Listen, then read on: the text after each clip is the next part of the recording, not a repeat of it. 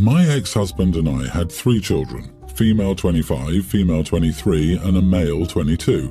We separated 4 years ago after he said he was tired of seeing my old face every day and wanted to find someone younger. His words to my face when asking for divorce. The divorce was a mess. He tried in every way to take everything I had, and I even had to take on half of his debts. Long story short, I never talked to him face to face again, and we only talk through lawyers when it's something about our children.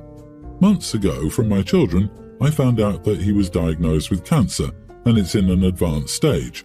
I didn't say anything more about it because no topic related to him appealed to me. Still, I decided to support my children and stay by their side.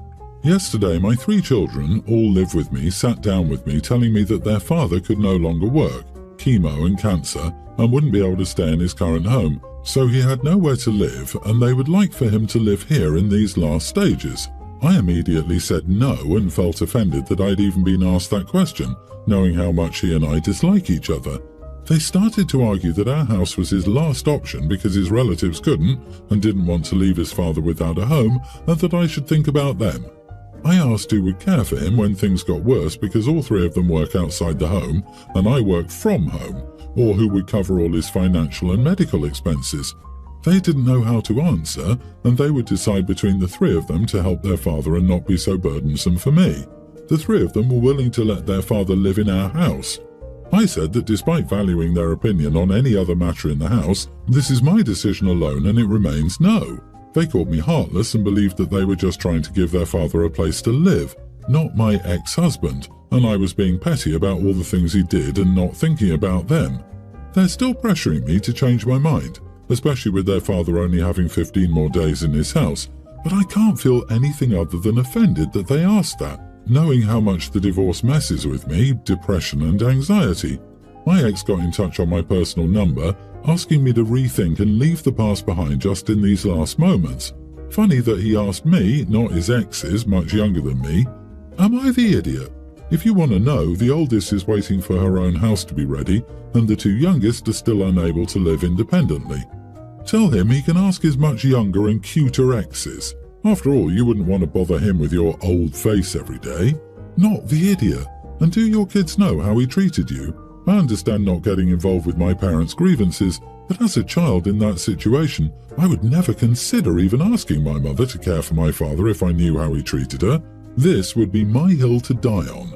They don't know that he talked about looking for new faces, but right after the divorce he dated a woman 20 years younger, so there's no way not to connect the dots.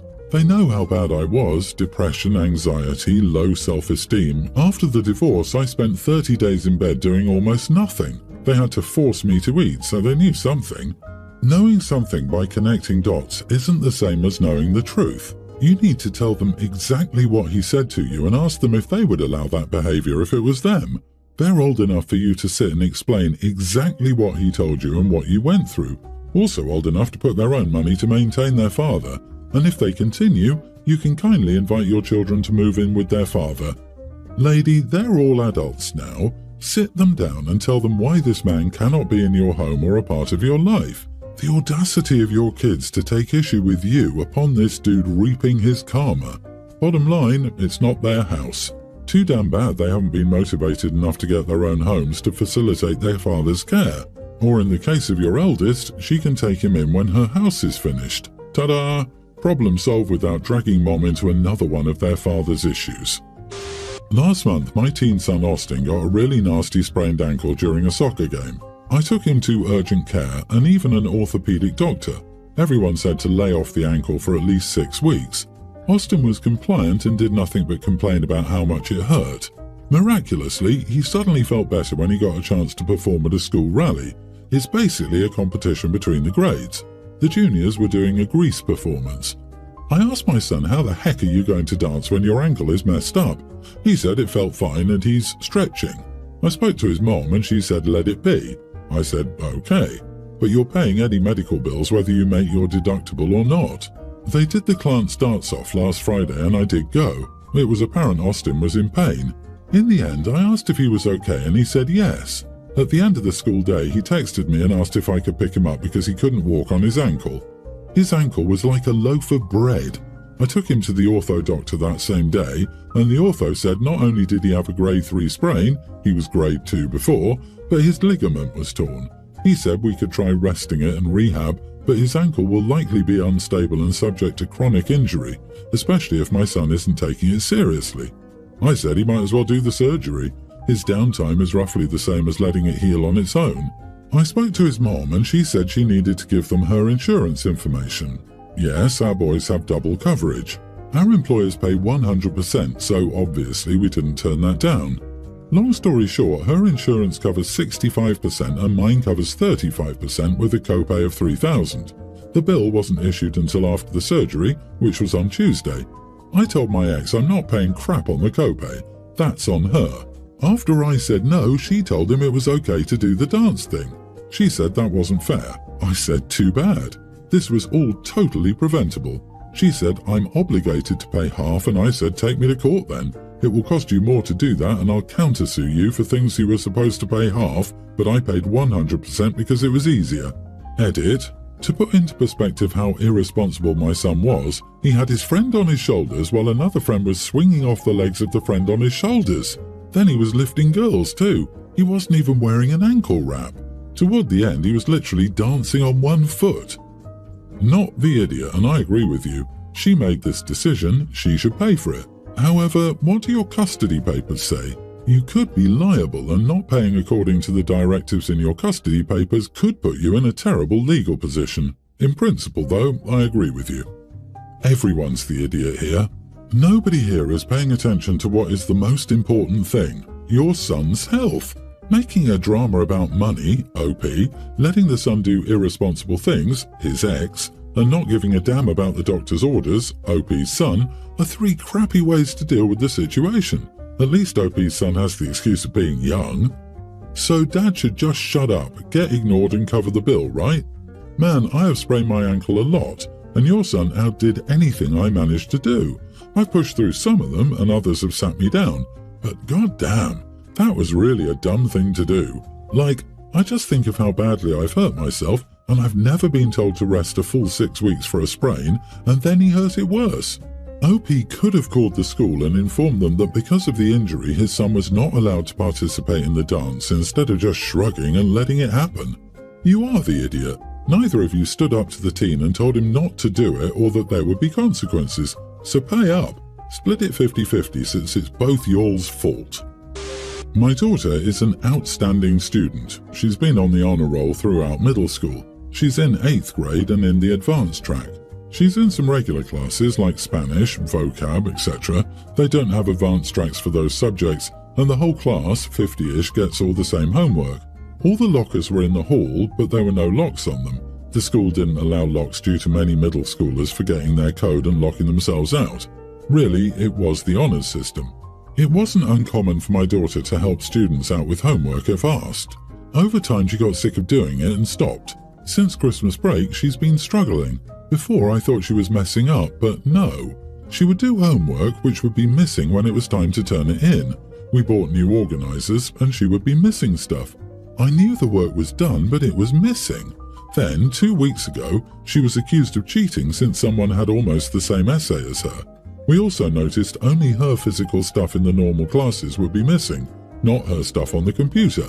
Some teachers are old school. She was extremely frustrated and was on track to get C's in some of her classes. She told the teacher and no one believed her. So she recorded her locker only to discover that another student was taking her work. Let's call that girl Beth. My daughter was not quiet and turned in the proof to her teachers. Basically, the whole grade knew she was stealing homework. I got a call into the office and they're fixing my daughter's grade, and Beth's mom was trying to get her in trouble for bullying.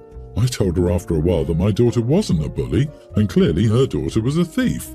She called me an idiot, and I refused to allow my daughter to get in trouble. Edit, according to the teachers, both girls have messy handwriting, so they didn't notice. Not the idiot, OP, you called a thief a thief. The fact that her mom was trying to flip it on your child makes it clear that this kind of behaviour is, at best, tolerated, and at worst, supported by her parents. Beth's a brat, and this is probably her first instance of actions meeting consequences. May it be a memorable experience for her. You defended your daughter from a parent who basically was encouraging their own daughter to be a thief. Beth's mom was throwing out the bully accusation because she had no other card to play. Her daughter was caught red-handed, throwing stuff at the wall and hoping something would stick. Beth's mom should be ashamed. You, on the other hand, should be proud of your daughter's persistence. She knew something was wrong, fought to figure it out, and got justice in the end. I have a son-in-law, let's call him Jeff, who I do not get along with. I find him to be incompetent. Clearly, I'm not a fan, and I'm not going to pretend that. He's just a prankster, and for the most part they're harmless, if not annoying. I used to cook a ton for get-togethers, but I'm getting old. Instead, when we have dinner, we do potluck. We have a shared document where I list items that need to be brought. For example, salad, chicken dish, dessert, and so on. People will put their names next to the items they're bringing. My daughter travels often, so there have been multiple times when he will come alone. This is where issues arise. He will sign up for an item and bring a joke version. He signed up to bring a fish entree and brought in candy sushi. Well, multiple hate chicken, so they didn't have an entree to eat.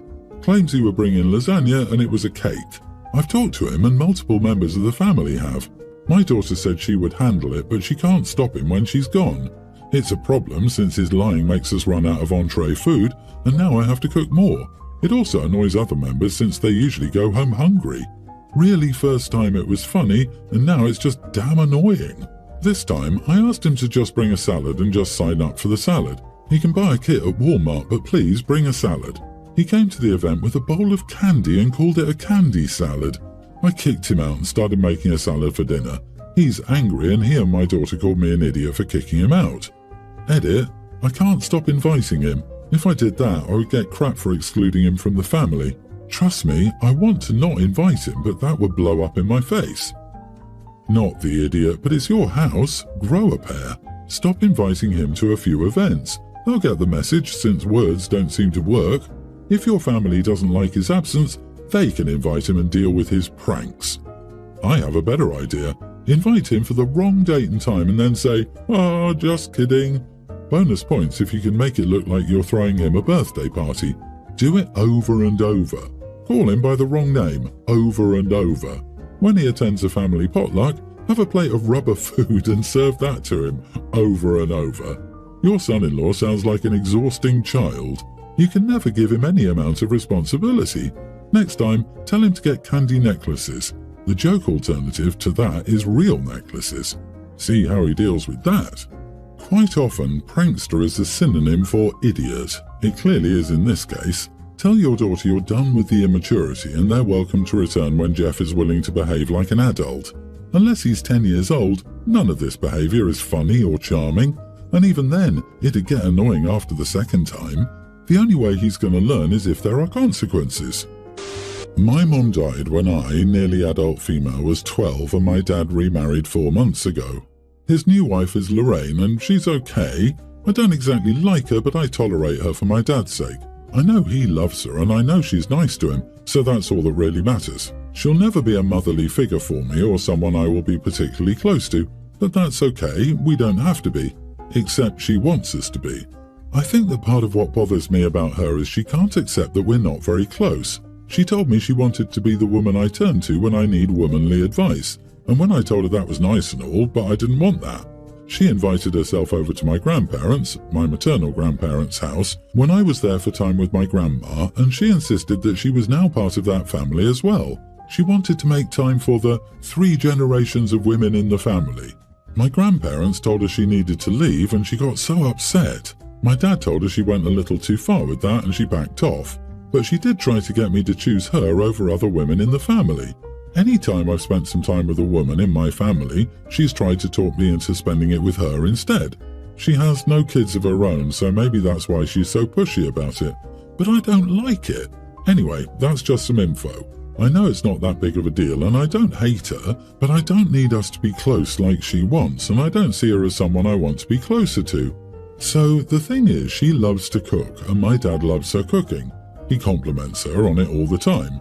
He has told her his belly was never happier and stuff like that. I'll thank her for cooking but never rave about it in the same way.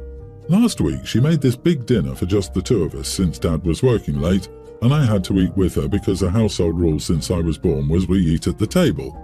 She was asking what I thought, and I told her it was nice and thanks for cooking. She told me nice wasn't good enough. Then she kept asking me to describe what I thought, and after a few minutes of me not being that detailed, she mentioned how my mom wasn't that great of a cook. I told her she was looking at the wrong person if she wanted to hear that her cooking was better than my mom's. Lorraine slammed her hands down on the table and told me I was rude and that disrespecting her like that was not a way to show appreciation for someone's food.